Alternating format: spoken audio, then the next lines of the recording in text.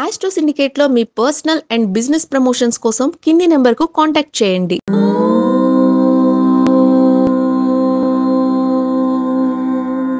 Welcome to our channel. ఈరోజు మనతో పాటు ప్రముఖ ఆధ్యాత్మికవేత్త, ప్రముఖ జ్యోతిష్యులు చేబిఎం కిరణ్ శర్మ గారు ఉన్నారు. నమస్కారం గురుగారు. సమస్త సన్మంగళాని భవంతునాన. గురుగారు, అయితే మొన్న ఒక 21వ తారీఖు ఒక వీడియో చూసాము. చిర్రావూరి కృష్ణ కిషోర్ శర్మ గారు అని చెప్పి ఒక వీడియో చూసాను, మీకు కూడా చూపిస్తున్నాను. స్త్రీలు భర్తతో సంగమము రాత్రి జరిగిన తర్వాత తెల్లవారిన తర్వాత నిద్ర లేవగానే కాళ్ళు కూడా కడుక్కోకుండా, మొహం కడుక్కోకుండా, స్నానం చేయకుండా పూజ గదిలోకి వెళ్ళి పూజ చేసుకోవచ్చును. శాస్త్రం చెప్పింది, చిర్రావూరి గారు చెప్పలేదు. స్నానం చేయకుండానే వెళ్ళకూడదేమో అండి అని స్త్రీలకు లేదు. స్త్రీలు అంటే రాత్రి పూట ఎలా ఉన్నా కూడా తెల్లవారుజామున స్నానం చేయకుండా పూజ గదిలోకి వెళ్ళి పూజ చేసుకోవచ్చు, నేను మొహమాటం లేకుండా చెప్తున్నాను అని చెప్తున్నారు. ఒకటి తల్లి, నీకు ఈ మాట విన ఎలా అనిపిస్తుంది? ఒక ఆడపిల్లగా నీకు ఎలా అనిపిస్తుంది ఈ మాట వినగానే? చాలా అసహ్యంగా అనిపిస్తుంది, అసభ్యంగా ఉంది కదా. మరి మీరు అడిగే ప్రశ్న అడగండి, చెప్తాను సమాధానం మీకు. ఇప్పుడు అంటే అసలు ఈయన అంటే సమాజానికి ఇప్పుడు ఒక గురువు స్థానంలో ఉండి ఈయన నలుగురికి ఒక మాట చెప్పేటప్పుడు ఇలాంటి ఎందుకు అసత్య ప్రచారం చేస్తున్నారు? అంటే వ్యూస్ కోసమా, కాంట్రవర్సీ కోసమా, లేకపోతే ఆ విధంగా ఇలా అవ్వాలి అని చెప్పి ఇలా చెప్తున్నారా? అసలు మీ ఉద్దేశం ఏమంటారు? ఒకటి మంచి అంటే చదువుకున్నటువంటి మూర్ఖుడు మరి చిర్రావూరికి చిర్రెత్తుకొచ్చిందా, లేదా ఏమైనా గ్రామ సింహాలు అంటే వీధి కుక్కలు ఏమైనా ఖర్చునాయో తెలియదు, తప్పుగా అనుకోద్దు. చదువుకున్నవాడు, నేను వ్యక్తిని విమర్శించట్లా, వ్యక్తి యొక్క మాటను విమర్శిస్తున్నాను. అంటే విమర్శ కాదు ఇది.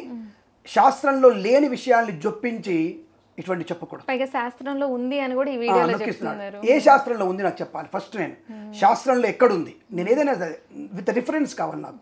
మనం ఒకటి నాన్న, స్నానం చేసేటప్పుడు కూడా మనము ఆపోహిష్టామ యోభువస్థాన ఊర్జే దదాతన మహేరణ యచక్షసే యోవ శివతమోరత తస్య భాజేతే అన ఉషతీరివ మాతర తస్మాత్ అరంగమామపో యక్షజాయ జన్వద ఆపో జనేదాచన. అసలు నీళ్ళలో మునిగేటప్పుడు కూడా మనము గంగాయ నమః గంగాయ నమః అని స్మరణ చేస్తూ మునగాలి. అటువంటిది దౌర్భాగ్యమైనటువంటి మాటల్ని శాస్త్రంలో ఉంది, నేను ఎవరేమనుకున్నా ముక్కుసూటిగా చెప్తాను, నీకంటే యాక్చువల్గా గౌరవించాలి అతన్ని. నేను ఈ యొక్క మాటల కోసం మాత్రమే ఏకవచన సంబోధన చేస్తున్నాను. నీకంటే అనే మాట ఎందుకు పోయిస్తున్నానంటే, ఇటువంటి దౌర్భాగ్యపు మాటలు ఇందాక మధ్యలో చెప్పారు, హైప్ కోసం, వ్యూస్ కోసం అతను ఇట్లా చేస్తుండే తప్ప. దయచేసి ఆడవాళ్ళు గుర్తుపెట్టుకోండి, బుధవారము శనివారము తప్పనిసరిగా ఆడవాళ్ళు తలంటు స్నానం చేయాలి. సోమవారం కూడా తలంటు స్నానం పోసుకోవచ్చు. ఒక్కొక్కసారి అర్జెంట్ అయితే మనం గురువారం కూడా తలంటు పోసుకోవచ్చు. మిగతా రోజుల్లో ఆడవాళ్ళు తలంటు పోసుకోవద్దు అనే విషయం శాస్త్రం చెప్తోంది. ఎందుకు చెప్తుంది అనేది ఈ కాలం మన పరిస్థితిలో, జుట్టు అంటే ఇప్పుడు చిన్నపిల్లలందరికీ చిన్న జుట్లు అయిపోయినాయి కానీ అసలు తల స్నానం కాకుండా అసలు స్నానం కూడా చేయకుండా కూడా డైరెక్ట్ గా పూజ గదిలోకి వచ్చి పూజ చేసుకోవచ్చు. భర్తతో సంగమించి వెళ్ళమని స్పష్టంగా చెప్తున్నా. ఇటువంటి దౌర్భాగ్యాలు కూడా అందరూ కాళ్ళు కడుక్కోక్కర్లేదట, ముఖం కడుక్కోలేట. ఒక విషయం కామన్ సెన్స్ ఆలోచించండి ఎవరైనా సరే.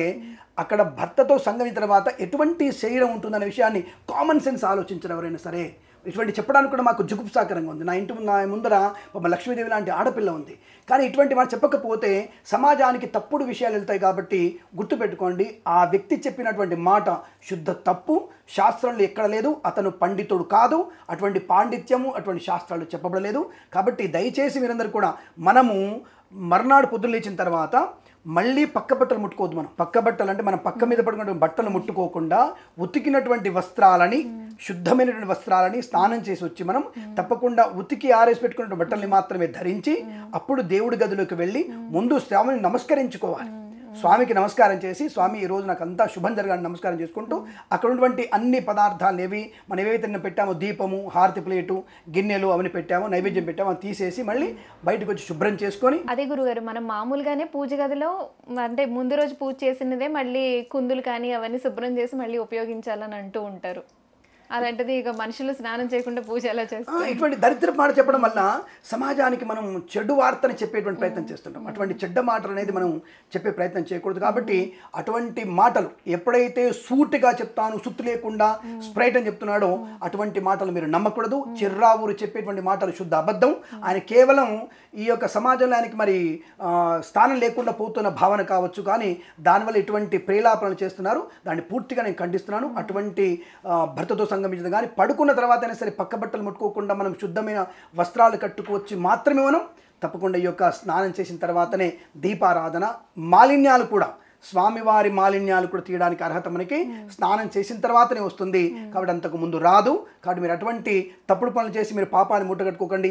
ఇటువంటి చెప్పినటువంటి మాటలు వినడం వల్ల కూడా పాపం తగ్గుతుంది మనకి, అవి చూడడం వల్ల కూడా పాపం తగ్గుతుంది. కాబట్టి అటువంటివి చూడకండి, అటువంటి మాటలు నమ్మకండి. ప్రేక్షకులు ఈ విషయాన్ని గమనించాలి. అటువంటివి లేవన్న విషయాన్ని గుర్తుపెట్టుకొని మీరు శుభ్రంగా స్నానం చేసే వెళ్ళాలి. ఆ విషయం గుర్తుపెట్టుకోకండి. పొరపాటున రోజువారి భర్తతో సంగమించకుండా కూడా మీరు లేనప్పుడు కూడా స్నానం చేసే దేవుడి గదికి వెళ్ళాలన్న విషయాన్ని గుర్తించండి. శాస్త్రంలో ఇటువంటి తప్పుడు మాటలు చెప్పబడలేదు. నేను ప్రూవ్ చేసి చెప్పగలుగుతాను.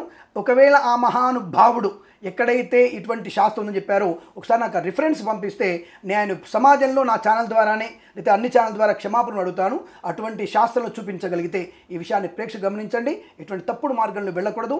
సనాతన ధర్మానికి తప్పుడు సమాచారం ఇవ్వకూడదు అనే విషయాన్ని ఈయనే కాదు ఎవడైనా సరే ఇటువంటి తప్పుడు సమాచారం ధర్మానికి వ్యతిరేకంగా సనాతన ధర్మంలో చెప్పనటువంటి విషయాల్ని బయటికి చెప్పి ప్రమాదాన్ని తీసుకురావద్దు.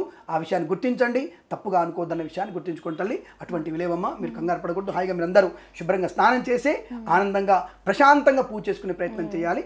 జుగుప్సాకరణ పద్ధతిలో మనం పూజలు చేసుకోకూడదు.